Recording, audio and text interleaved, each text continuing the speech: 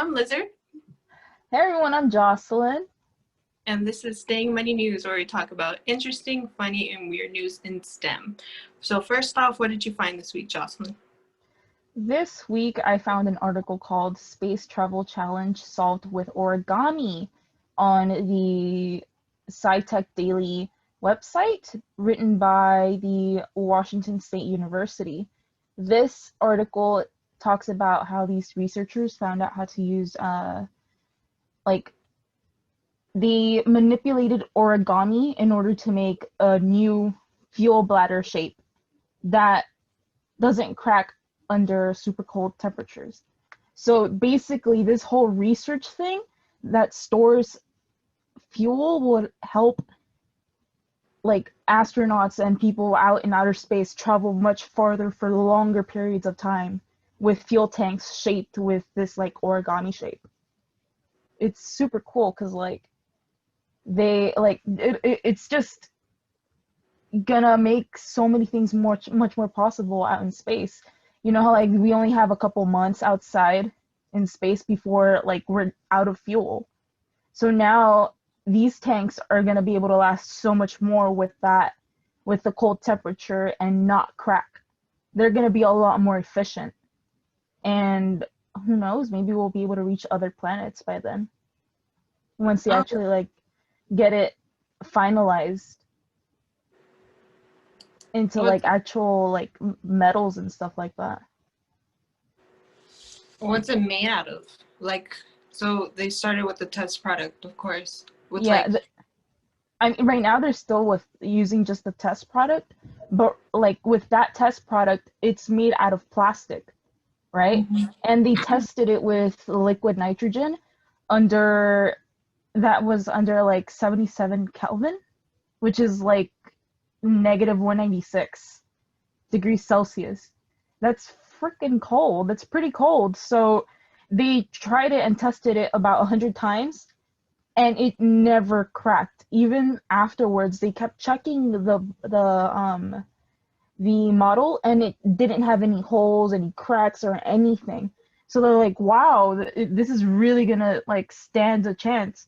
Right now they're gonna test it out with liquid hydrogen at a very low temperature. I'm not sure what temperature they're gonna test it out with, but like knowing that model is made out of plastic and it could withstand liquid nitrogen at such a low temperature, it's just like, damn, that's pretty cool.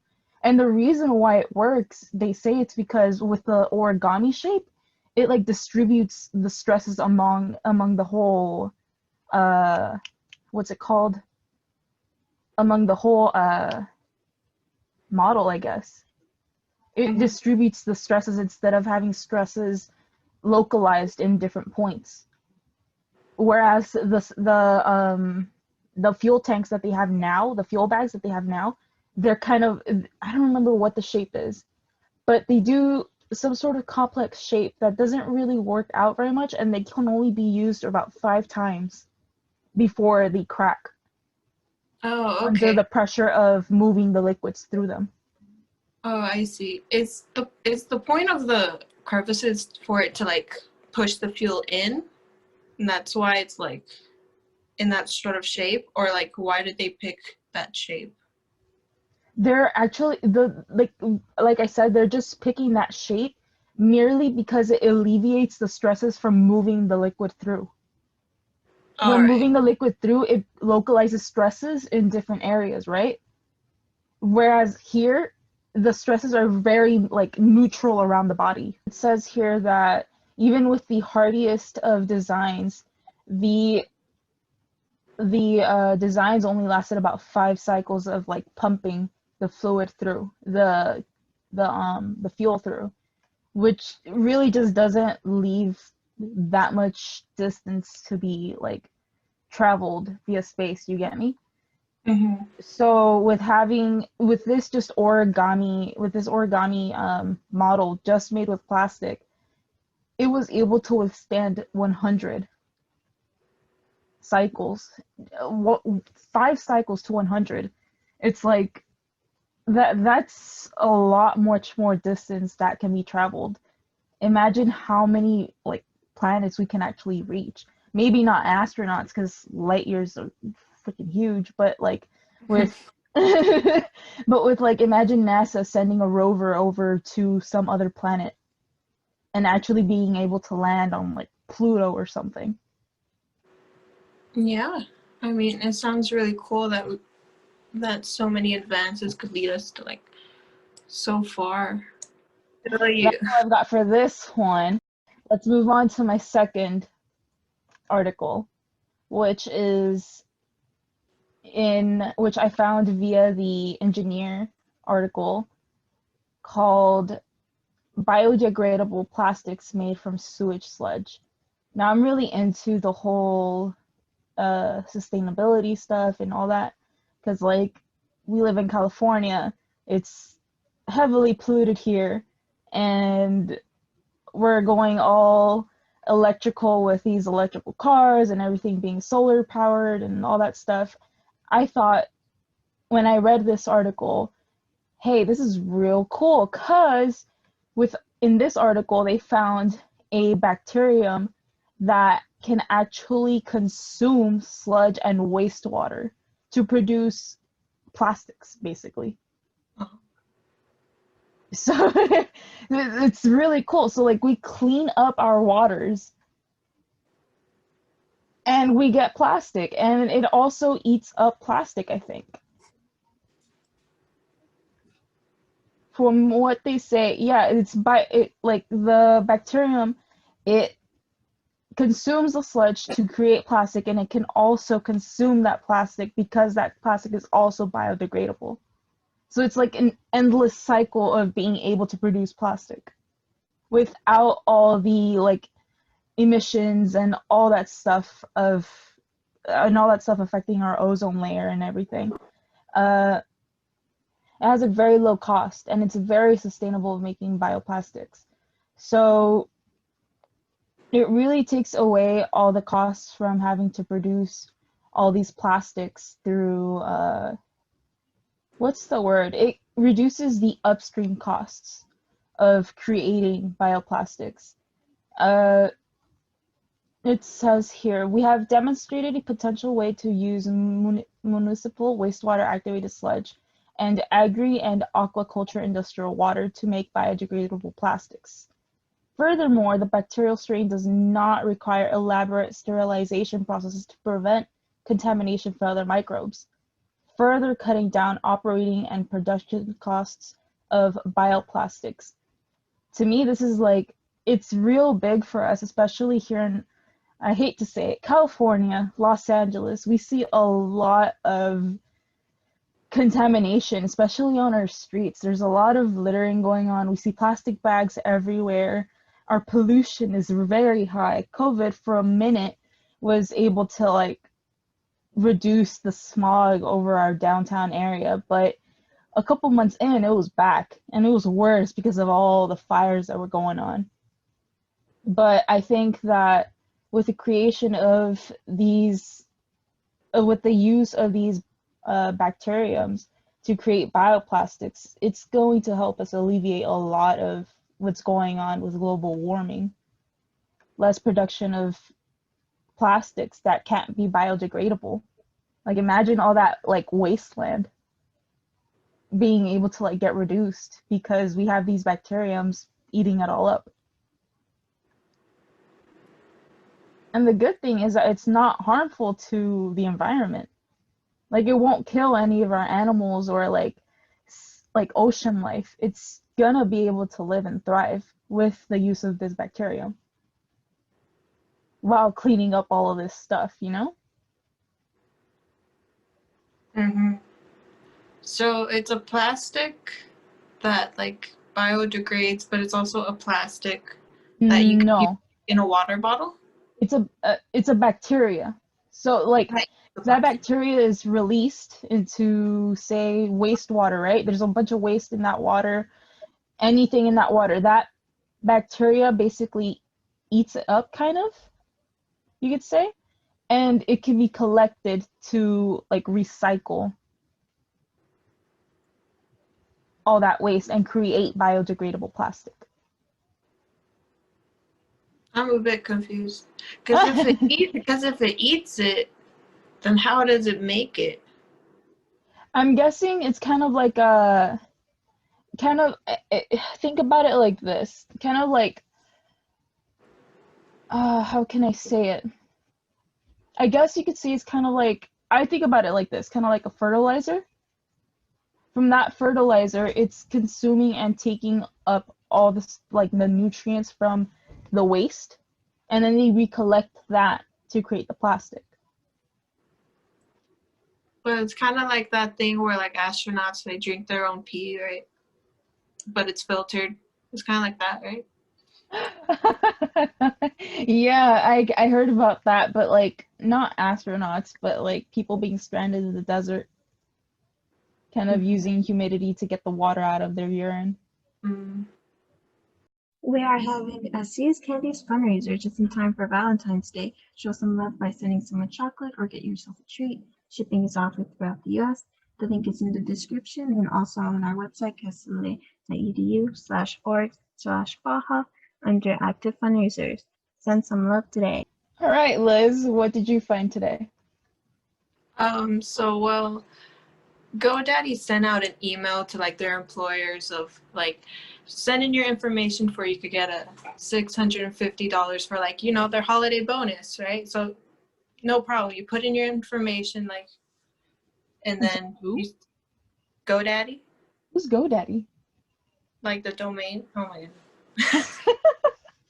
So GoDaddy emailed like a form to their employers to say like $650 for their holiday bonus. So like put in your information and then you'll get that money for the holidays. But it was just a security measure. And so like anybody that put in their information on that form that they said that you'll get that holiday bonus was actually a phishing email. So like they use it as like a security measure to see like who would fall for it. So like nobody got the money, nobody got the 650 for the bonus. It was just purely for that security department to like see who needs a little bit more training. And that's all it was. And so I think that's kind of pretty mean, especially in the pandemic. Like, yay, my company cares about me. Let me just put in my information in this email on this form. That's from their, I'm pretty sure it was from their email. We'll put the photo up of what the actual email is. And so like even the domain name says GoDaddy. So like, why would they even think it was a phishing email?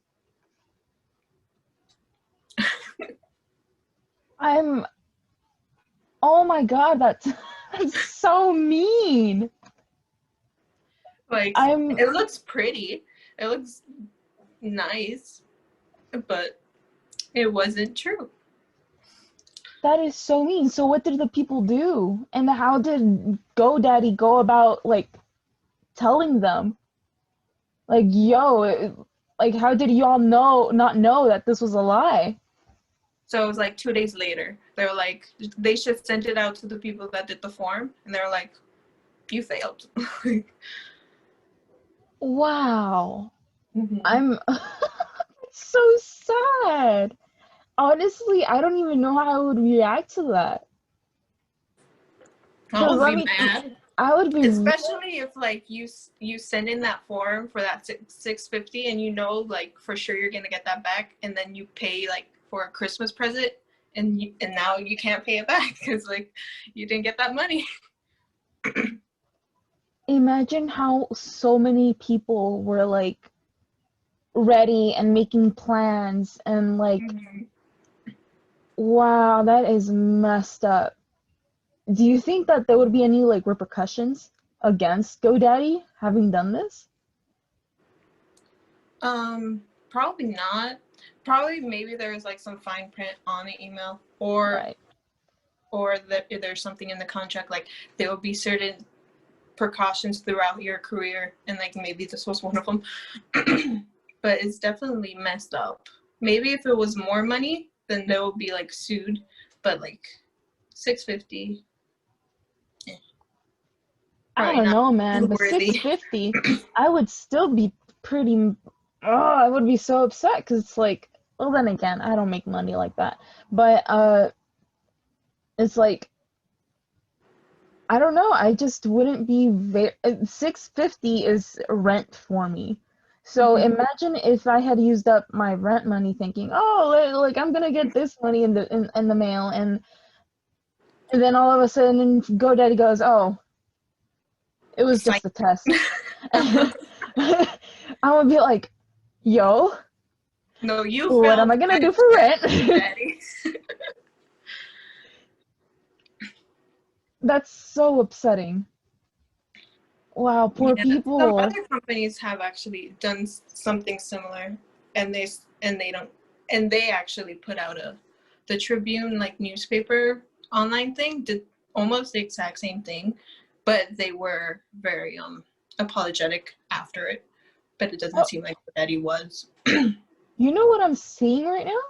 You know, like with regular, like phishing emails, you have to check that grammar's correct. There are so many grammar errors in that email. Oh, maybe that's why. But like, who reads that? You should see the bolded part 650, and you're like, it's 9. Oh my God. I'm What I'm words? dumbfounded with that. And over Christmas. Oh my God. Like everything about this strikes evil. Like it's comedic, but It's like it's definitely in poor taste. Like, nobody double checked this. Nobody was like, that's not right. So like GoDaddy is the hub for websites. So like if there was like a security breach, then that would be like really bad for like all the websites that they hold, right? So like financial websites, like that would be pretty bad. wait, so like you think that if like they were breached, all the Mm-hmm. domains that they make would get would also get breached? Like even Possibly, people that wow.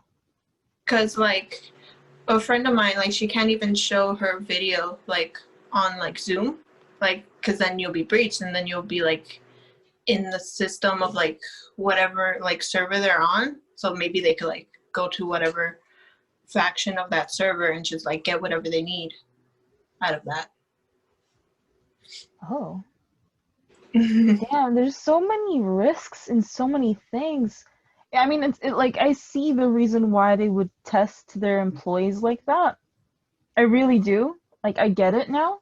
It makes sense for them to just throw these little like curveballs at their employees, but not with money. Don't play with No. money. Like especially not like during Christmas time, not during a pandemic. Yeah, they should have been like a prize or something, or like a gift, instead of saying a monetary value that we're going to put into your paycheck. Like, Yeah. Yeah, like I think that here would have we're gonna been throw in an better. iPad. You know, like everybody just throws in an iPad for some reason, but it's the money. It's just like okay, you know, you're playing with feelings now. Mhm. Okay, so let's go on to my next article. So a couple of dancing starlings put out the power in 50 homes. So starlings are like little birds. So there's like a couple, like 100 of them, just going on power lines and just moving them about, like moving and then going on them, and then moving and then going on them. And if you're watching this on YouTube, we're probably showing the video, but like we're moving it, they're moving and then going on them like periodically. So like every like 10 seconds, somebody's whole electricity would just like go out. And for a while, for like a couple of weeks, nobody knew what was going on.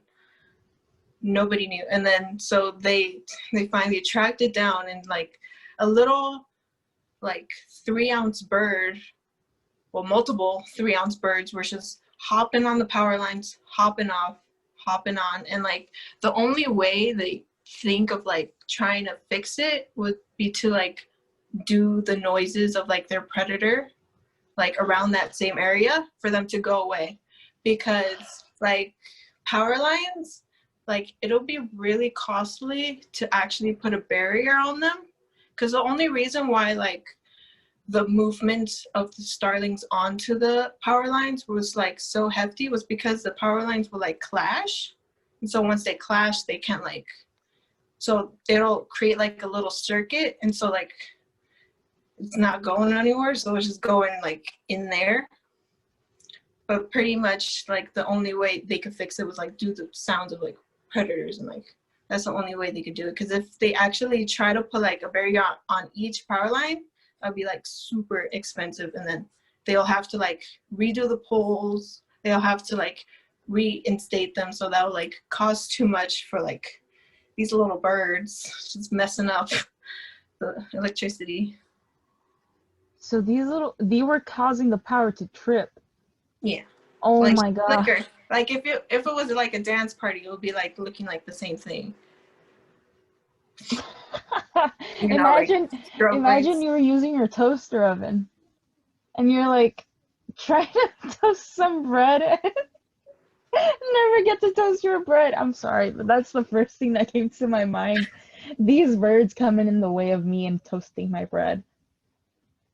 That's funny. Like, Yeah. what are the odds of getting these birds to like mess up your electricity like that? Has that happened to them before? Do you know? No, I think it's the first time that they happened, because like during that same time they were like, it's either there was like a loss of territory due to like farming, so like their territory that they used to hang out wasn't there, so they'll just hang out on power lines, I guess. I So I mean, guess it's that's the fair. same. Yeah, I guess it's this. Yeah. Mm-hmm. That's fair. I mean, that's where you got to start thinking about all the deforestation and all that stuff. Because it's like, you can't expect these animals to just not come here anymore. Like, they migrate. They do this every single year. Like, they gotta come back somewhere. And if they're gonna come and trip up your power, then maybe you shouldn't have cut down those trees. You know? They, man, like, it's funny, but then you start thinking about the reason why it's happening, and you're like, well, that's sad, because they don't have anywhere to be anymore, except these power lines. Yeah, but it looks like they're having a fun time. Yeah, they're just bouncing on them. That's funny. The only thing, like, are the power lines, because I've heard that you can't, say if you're, like, you touch one power line, you can't touch the other one, right? Because then you fry yourself, right? Yeah, like if you're connected to ground and you touch a power line, then you get fried. But if you're like birds, like they could touch a power line no problem because they're not connected to ground at all. But if they were to touch, Oh, like if they had a high wingspan or whatever, and they touch one power line and then touch another power line, then they'll get fried. But if they're only touching one, I guess because it like passes through them, right? I don't right. know. Yeah, then they're okay. But like if they're not connected to ground, then they're good. You know what I'm thinking about? Because they're all jumping and there's so many of them at the same time. It's Mm-hmm. like, what would happen if they, like, tip of their feathers just kind of, like, touch? Then they'll be Would fried. they? Probably a couple of dead birds at the bottom. Man, it's like, in the end, it's all humanity destroying nature. In the Mhm. end, that's always that. And then they say they're flocking together in that sort of way to like communicate about like where food is at. So like that's the only reason why they're all flocking in that sort of weird pattern. Oh, that's so cool. Okay. Mm-hmm. Every time I see birdies, like, flocking like that, I think they're doing some sort of, like, weird mating dance or something. But no, oh, that's for food. Like where is it That's, at? Over here. To the west, to the east. Mm-hmm. oh, that's so cute. And they're such pretty little birds, too.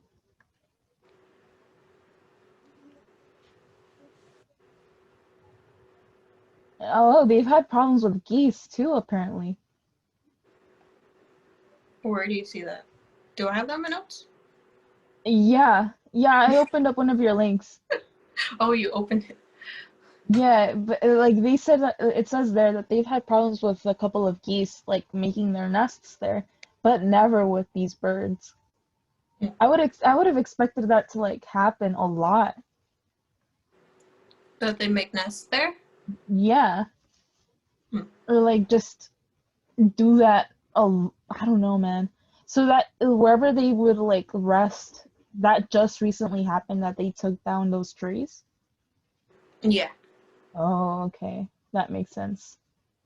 That makes sense. Well, they better get used to it. Every year it's gonna happen. Oh yeah, that's why they're trying to like boost that sparrowhawk predator sound for them to like get out of there. Man, that's not fair. Bring back their tree.